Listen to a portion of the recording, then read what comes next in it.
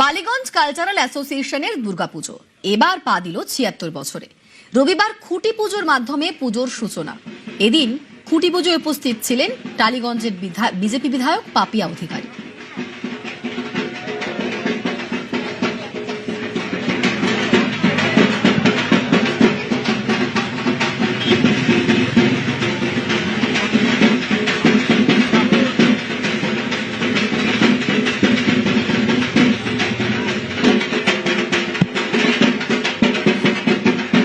Ballygunge cultural অ্যাসোসিয়েশনের দুর্গাপুজো, যে পুজো এবার ৭৬ বছরে পা দিল।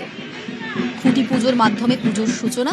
এদিন খুঁটি পুজো উপস্থিত ছিলেন টালিগঞ্জের বিজেপি বিধায়ক পাপিয়া অধিকারী।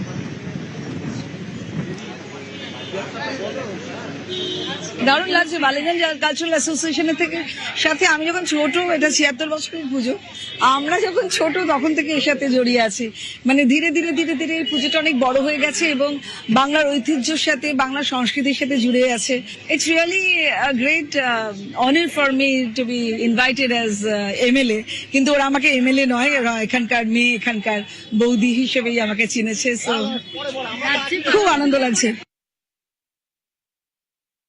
এবছর আমাদের ৭৬তম বর্ষ। এবছরের ভাবনা লেগাসির সাথে, ঐতিহ্যের সাথে কন্টেম্পোরারি